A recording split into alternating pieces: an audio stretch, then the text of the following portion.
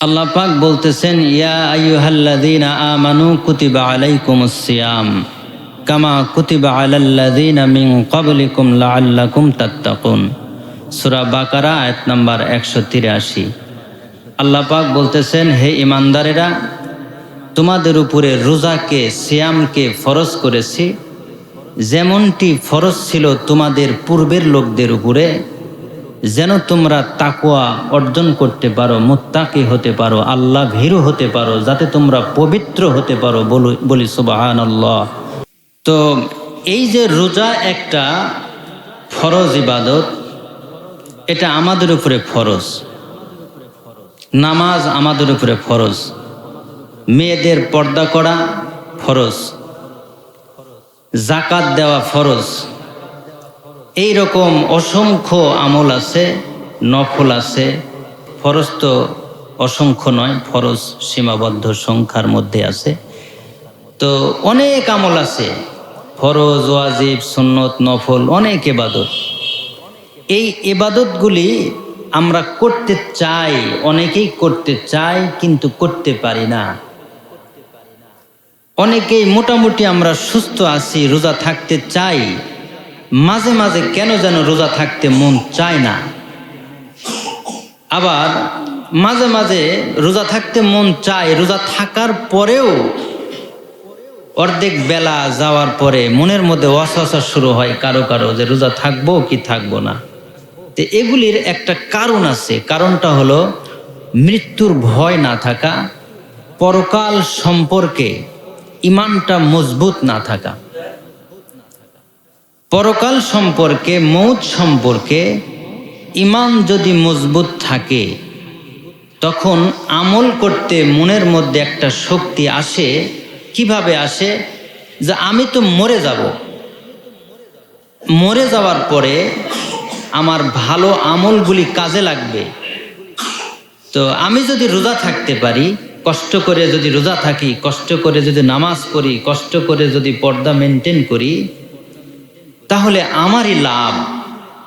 কিন্তু এমনিতে আল্লাহ পাক রোজা ফরজ করেছেন, আমি রোজা করব, এটা করার জন্য যে একটা ঈমান দরকার, ঈমানটা সহজে অর্জন হয় না। ঈমান অর্জন করে নিতে হয়। ঈমানটা এমনি বংশীয়ভাবে, জাতিগতভাবে ঈমান আসে না। ঈমানটা অর্জন করে নিতে হয়। যেমন লেখাপড়া অর্জন করে নিতে হয়, স্বভাব অর্জন করে নিতে হয়, আখলাক, চরিত্র অর্জন করতে হয়। ঠিক ঈমানটা অর্জন করতে হয়। পরকাল সম্পর্কে ঈমান পাকা হলে, মৌত সম্পর্কে ঈমান পাকা হলে রোজা করতে ভালো লাগবে, নামাজ পড়তে ভালো লাগবে, ইবাদত বন্দেগি করতে ভালো লাগবে। তো যাই হোক, যেটা বলতে চাচ্ছিলাম, যে আল্লাহ পাক বলতেছেন, আমি তোমাদের উপরে রোজাটা ফরজ করেছি। Fasting is subscribed for you as it was before you, so that you can be mindful to Allah.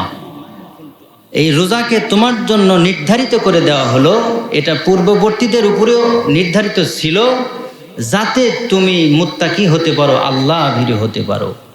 এখন এই কথাটা আমরা প্রতি আলোচনাতেই প্রায় মসজিদে রমজান মাসে এটা শুনি। এর পরেও রোজা করার জন্য আমাদের মনোবল তৈরি হয় না। এখন এই মনোবল তৈরি হওয়ার জন্য মৃত্যুর কথা বেশি বেশি স্মরণ করতে হবে। কারণ আল্লাহ রাসূল সাল্লাল্লাহু আলাইহি ওয়াসাল্লাম বলতেছেন, কাফা বিল মাউতি ওয়াইদা। মৃত্যুর স্মরণ মানুষের জন্য উপদেশ হিসাবে, ওয়াজ হিসাবে, নসিহত হিসাবে, শিক্ষা হিসাবে যথেষ্ট। বলি সুবহানাল্লাহ। বনি ইসরাইলের একজন আল্লাহর ওলি মানুষ, তিনি রাস্তা দিয়ে যাচ্ছেন। যেতে যেতে রাস্তার পাশে একটা কবর।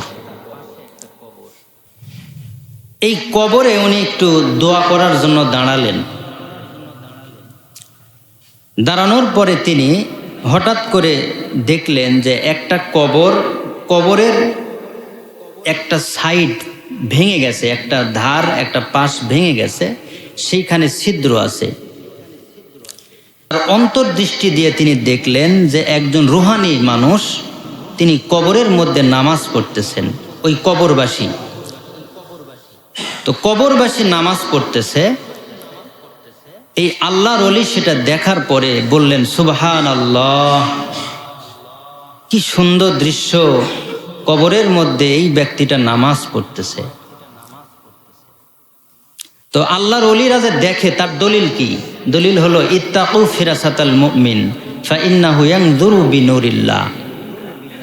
আল্লাহর রাসূল বলতেছেন, তোমরা মুমিনদের ফেরাসাতকে, অন্তর্দৃষ্টিকে ভয় করো, সতর্ক হও এই সম্পর্কে। কারণ ইয়ানজুরু বিনুরিল্লাহ, তারা আল্লাহর পক্ষ থেকে প্রাপ্ত একটা নূর দ্বারা, একটা আলো দ্বারা দেখতে পায়। বলি সুবহানাল্লাহ।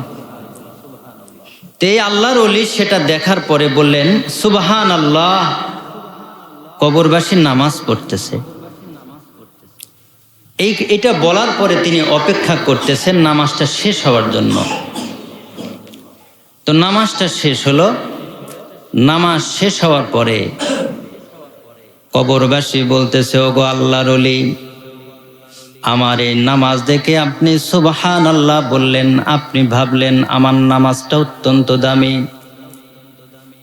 ও আল্লাহর ওলি, আপনি আপনার সুবহানাল্লাহ বলার সওয়াবটা আমাকে দিয়ে দেন, আর আমার নামাজটা আপনি নিয়ে নেন।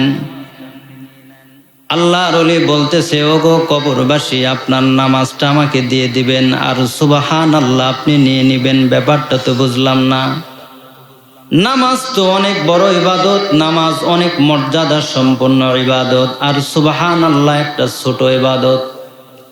আমার এই সুবহানাল্লাহ আপনি নিয়ে নেবেন আর নামাজ আমাকে দিয়ে দিবেন, ব্যাপারটা পরিষ্কার করুন।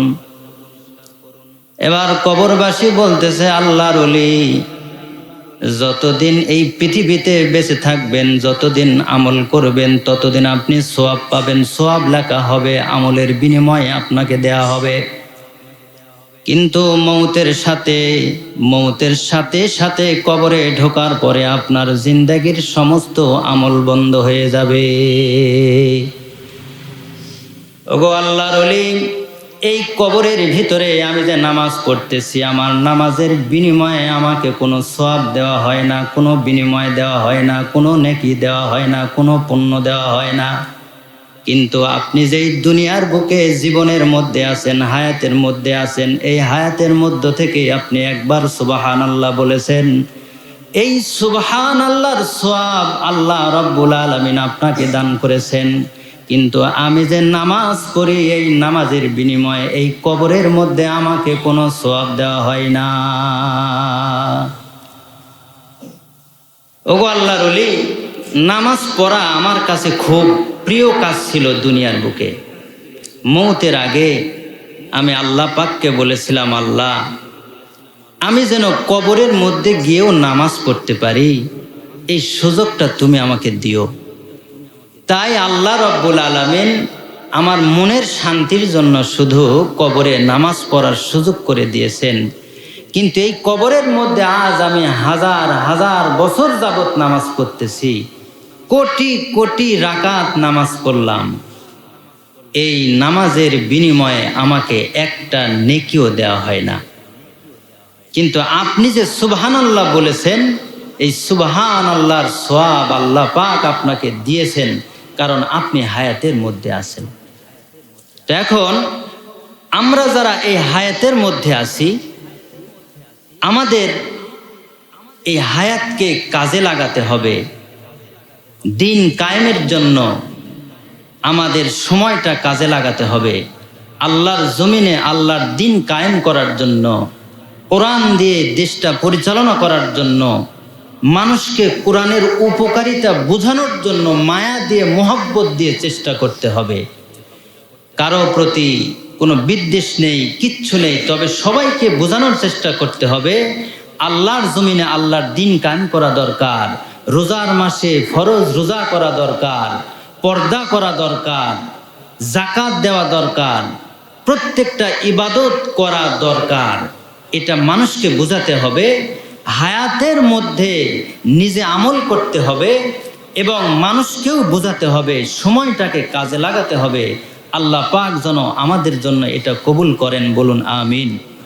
তো বলতেছিলাম, যে রোজা ফরজ করা হয়েছে, এই রোজাটাকে পালন করার জন্য, রোজা রাখার জন্য আমার ঈমান বাড়ানো দরকার। আর ঈমান বাড়াতে গেলে মৌতের কথা বেশি বেশি স্মরণ করা দরকার, যে আমি তো যে কোনো সময় মরতে পারি, আমি যদি রোজা থেকে মারা যাই কত সৌভাগ্য হবে আমার। এই তো একটা মাস রোজা, দেখতে দেখতে রোজা পার হয়ে যাবে। এই জন্য রোজা রাখার জন্য ঈমানটাকে বাড়াতে হবে, আর ঈমান বাড়ানোর জন্য বেশি বেশি মৌতের কথা স্মরণ করতে হবে। তাহলে রোজা করার জন্য, ইবাদত বন্দেগী করার জন্য ঈমান বাড়াতে হবে, আর ঈমান বাড়াতে গেলে মৌতের কথা বেশি বেশি স্মরণ করতে হবে। এর পাশাপাশি প্রত্যেকটা আমলের বৈজ্ঞানিক, স্বাস্থ্যগত দিক থেকে, বৈজ্ঞানিক দিক থেকে কি উপকার, এটাকে জানতে হবে, গবেষণা করতে হবে। তাহলে আমল করতে ভালো লাগবে। যেমন সেজদা দেওয়ার কি উপকারিতা, রোজা রাখার কি উপকারিতা, এগুলি অনেক উপকারিতার বিষয় আছে যেগুলি বৈজ্ঞানিকভাবে প্রমাণিত। যদি সময় পাওয়া যায় একটু বলার চেষ্টা করব ইনশাআল্লাহ। তো বৈজ্ঞানিকরা প্রমাণ করেছেন এই রোজাটা আমাদের শরীরের জন্য, স্বাস্থ্যের জন্য অনেক উপকারী। একটা উপকারী হলো, সারা বছর খাওয়া দাওয়া করতে করতে করতে করতে পাকস্থলী ক্লান্ত হয়ে যায়। পাকস্থলী হজম করতে করতে সে ক্লান্ত হয়, তার বিশ্রামের প্রয়োজন হয়। তো এই বিশ্রামের জন্য এই একটা মাস রোজা, এই রোজা করলে পাকস্থলী বিশ্রাম পাবে, আর পাকস্থলীর ভিতরে যেগুলি কোষ আছে, সেল আছে, এগুলি নতুনভাবে রিফর্ম হওয়ার সময় পাবে, নতুনভাবে তৈরি হয় হজমের সেই সেলগুলি। এই সেলগুলি নতুনভাবে তৈরি হওয়ার পরে আগামী 1 বছর খাদ্য হজম করার জন্য সে ভিতরে একটা নতুন শক্তি পায়, তার ভিতরে নতুন ব্যবস্থাপনা, টেকনোলজি তৈরি হয়। এই হলো একটা উপকারিতা। 2 নাম্বার উপকারিতা হলো, এই রোজা থাকার মধ্যে না খেয়ে থাকার জন্য, এই যে 12 ঘন্টা প্রায় বা 15 ঘন্টা না খেয়ে থাকার কারণে পাকস্থলী যে বিশ্রাম পায়, এর পাশাপাশি কিডনি বিশ্রাম পায়। কিডনি যে পানিগুলি দৈনিক পানির যে কাজ করে, পানি প্রক্রিয়াজাত করে, পানিকে পরিষ্কার করে, নানানভাবে সে পানির কাজ করে। এই কাজ করতে করতে 1 বছর সে ক্লান্ত থাকে, এই রোজার মাসে সে বিশ্রাম পায়, নতুনভাবে কিডনিটা নতুনভাবে তৈরি হয়। দেখবেন আমাদের অনেক কিছু কেটে যাওয়ার পরে নতুন করে চামড়া তৈরি হয়, ঠিক কিডনির ভিতরে যে ফাংশন আছে, এই ফাংশনটা নতুনভাবে তৈরি হয়। এই হলো রোজার উপকারিতা। আর একটা উপকারিতা হলো, আমরা সারা বছর বিষ মিশ্রিত যে সবজি খাই, নানান খাবার দাবার, কীটনাশকযুক্ত খাবার যা কিছু খাচ্ছি, এগুলি শরীরের মধ্যে গিয়ে বিষ তৈরি করে। তো শরীরের মধ্যে যে বিষ তৈরি হয়, এই বিষটা বের হওয়ার জন্য শরীরের যে হজম ক্রিয়া থাকে, এটা বন্ধ থাকা দরকার।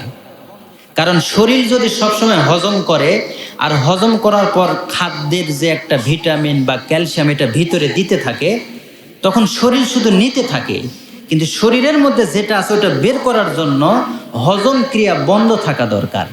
তো এই যে রোজার মাসে হজম ক্রিয়াটা বন্ধ থাকে, এই ফাঁকে শরীরের বিষ বের হওয়া শুরু হয়, শরীর বিষাক্ত হওয়া থেকে রেহাই পায়, মুক্তি পায়, বলি সুবহানাল্লাহ। এই যে শরীরের ভিতরে অনেক ব্যাকটেরিয়া থাকে, অনেক জীবাণু থাকে, এই জীবাণুগুলি শরীরের মধ্যে নানান প্রবলেম তৈরি করে। তো জীবাণুগুলি শরীরের মধ্যে বেঁচে থাকে, আমরা যা কিছু খেয়ে দিয়ে হজম করি, হজম হওয়ার পর যে ভিটামিন ক্যালসিয়াম তৈরি হয়, এই খাবার খেয়েই জীবাণু শরীরের মধ্যে তাজা থাকে। রোজার মাসে যখন খাবার বন্ধ থাকে, ভিটামিন ক্যালসিয়াম যখন শরীরে ঢোকা বন্ধ থাকে, তখন ওই জীবাণুগুলি আর খাবার পায় না।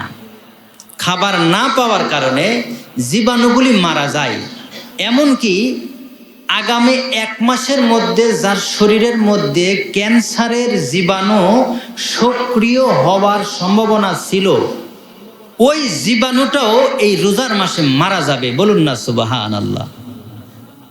এইরকম অনেক দুরারোগ্য ব্যাধির জীবাণুগুলি রমজান মাসের মধ্যেই খাদ্য না পেয়ে জীবাণুগুলি শরীরের মধ্যে মারা যাবে, শরীরটা নতুন করে তৈরি হবে। The body will be reform newly to do the new work for the next year. আগামী 1 বছর নতুন করে কাজ করার জন্য শরীরটা তৈরি হবে, শরীরটা চাঙ্গা হবে। বলি না সুবহানাল্লাহ। তাহলে ইবাদতের 2টা দিক আছে, একটা হলো শারীরিক উপকার, আর একটা হচ্ছে পরকালীন উপকার। এই 2 উপকার যখন একটা মানুষ বুঝবে, তখন তার ইবাদত করতে ভালো লাগবে, আনন্দ লাগবে, মনের ভিতরে একটু আনন্দ থাকবে। বলি সুবহানাল্লাহ। বলতেছিলাম যে ইবাদত করার জন্য, ঈমান বাড়ানোর জন্য মৌতের কথা বেশি বেশি স্মরণ করা দরকার। আল্লাহর জমিনে আল্লাহর দিন কায়েমের জন্য যে ঈমান দরকার, এই ঈমান বাড়ানোর জন্য মৌতের কথা বেশি বেশি স্মরণ করা দরকার। যে আমি আর কতদিন বাঁচব, আল্লাহর জমিনে আল্লাহর দিন কায়েম করার জন্য চেষ্টা করব, মানুষকে ভালোবাসা দিয়ে মোহাব্বত দিয়ে বোঝানোর চেষ্টা করব, অলস সময় কাটাবো না, অযথা মোবাইল টিপি করব না, অযথা চায়ের দোকানে গল্প করব না। যে কয়দিন বাঁচি রোজা করি, নামাজ পড়ি, দিন কায়েমের একটু কাজ করি, মানুষকে ভালোবাসা দিই, মানুষকে সহযোগিতা করি, মানুষের কাজে লাগি। এইভাবে মনের ভিতরে একটা ভালোবাসা তৈরি হবে, ভালো কাজ করার প্রতি ভালোবাসা তৈরি হবে। তো যাই হোক, এখন বলতেছিলাম যে ঈমানটাকে পাকা করার জন্য মৌতের খেয়াল করা দরকার।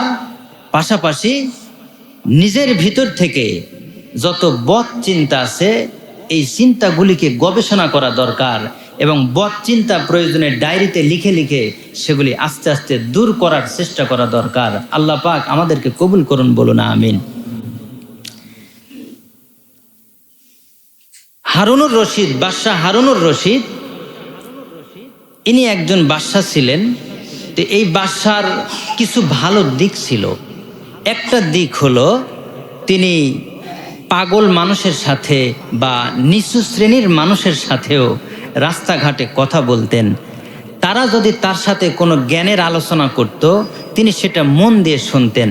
তাকে একটা ফকির মানুষও যদি খারাপ কথা বলতো, তিনি রাগ করতেন না, তাকে শাস্তি দিতেন না। তো হারুনুর রশিদ একদিন রাস্তা দিয়ে একটু হাঁটাচলা করতেছেন, এক জায়গায় যাবেন। তো হঠাৎ করে রাস্তার মধ্যে বাহালুল নামের একটা মানুষের সাথে তার দেখা হলো। তাকে সবাই বাহালুল, পাগল বলে। আসলে সে পাগল নয়, কিন্তু তাকে এমনিতে মানুষ পাগল মনে করে। তার চলাফেরা একটু পাগল পাগল, সাধারণ মানুষের মতো নয়। তো তাকে কেউ পাগল বলে, কেউ বোকা বলে।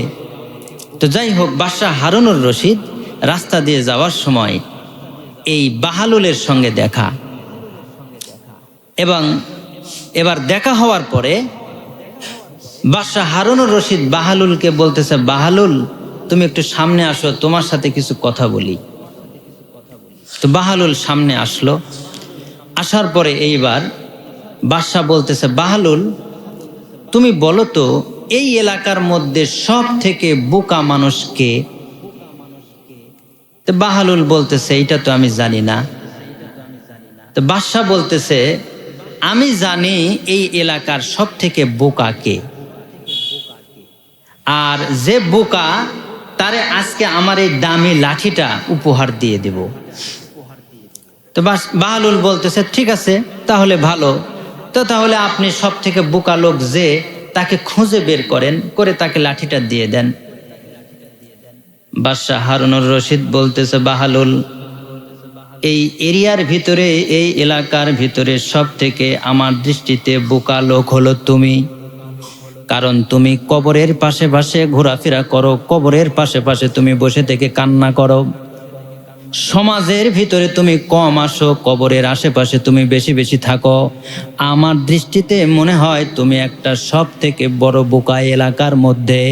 এই জন্য আমার লাঠিটা আজকে তোমাকে দিয়ে দিলাম। এবার বাহালুল বলল, ঠিক আছে, আমি যেহেতু সব থেকে বোকা আপনার দৃষ্টিতে, তাহলে লাঠিটা দেন, আমি নিয়ে যাই। এইবার বাহালুল এই লাঠি নিয়ে চলে গেল। 6 মাস পরে বাদশাহ তার বাড়ির বাইরে উটের উপরে নানান জিনিসপত্র লোকজন উঠিয়ে দিতেছে, উনি সেগুলি দেখাশোনা করতেছে, বলতেছে এটা উঠাও ওটা উঠাও। মানে বাদশাহ হারুনুর রশিদেরই জিনিসপত্র উটের উপরে উঠানো হচ্ছে। এই অবস্থার ভিতরেই বাহালুল এসে ওখানে দাঁড়িয়ে গেছে। বাহালুল এসে বলতেছে, বাদশাহ আপনি অনেক ব্যস্ত, উটের উপরে লোকজন মাল উঠাচ্ছে, আপনি সবাইকে ঠিকমতো মাল উঠাতে বলতেছেন, এর কারণ কি? বাদশাহ হারুনুর রশিদ বলতেছে, বাহালুল আমি ইরান সফরে যাব 1 মাসের জন্য, সেখানে আমি থাকব। ওইখানে ভালো থাকার জন্য, আরামে থাকার জন্য নানান জিনিসপত্র এখান থেকে পাঠিয়ে দিচ্ছি, যাতে করে ইরানে যাওয়ার পরে আমার থাকার কোনো সমস্যা না হয়, খাওয়ার কোনো সমস্যা না হয়, ওইখানে শোয়ার কোনো সমস্যা না হয়, ঘুমের কোনো সমস্যা না হয়, পরিবেশের কোনো রকম যেন সমস্যা না হয়। এই জন্য আমি মালপত্র, প্রয়োজনীয় জিনিসপত্র সেখানে পাঠাচ্ছি, আমি খুব ব্যস্ত, পেরেশান। বাহলুল বলতেছে, বাদশাহ 1 মাসের জন্য ইরানে সফরে যাবেন, সেই জায়গাতে ভালো থাকার জন্য আপনার এত প্রস্তুতি। বাদশাহ গো, আপনি যে কবরে যাবেন, যেই কবরে অন্তত পক্ষে 50,000 বছর ঘুমিয়ে থাকতে হবে, শুয়ে থাকতে হবে, ওই কবরের জন্য আপনি কি কি ব্যবস্থা তৈরি করেছেন? হারুনুর রশিদ লজ্জায় লাল হয়ে গেছে, মুখটা তার লজ্জায় লাল হয়ে গেল। এবার হারুনুর রশিদ বলতেছে, বাহালুল আমি তো কবরের জন্য কোনো প্রস্তুতি গ্রহণ করি নাই। কবরের ভিতরে যে আমি থাকবো, কিভাবে থাকবো, ভালো থাকবো না মন্দ থাকবো, এইরকম কোনো প্ল্যান নেই, আমার কোনো পরিকল্পনা করি নাই। এ বাহালুল, কবরের জন্য যেই প্রস্তুতি দরকার, যেই বাসনপত্র দরকার, যে আমল দরকার, যে আসবাবপত্র দরকার, অর্থাৎ আমল দরকার, সেই আমল তো আমি ঠিক মতো করতে পারি নাই। তুমি তো আমাকে অনেক জ্ঞান সম্পন্ন একটা প্রশ্ন করে ফেলেছ। এবার বাহালুল বলতেছে, বাদশাহ ইরানে থাকবেন 1 মাসের জন্য, তার জন্য আপনার কত ব্যবস্থাপত্র, কত প্রস্তুতি।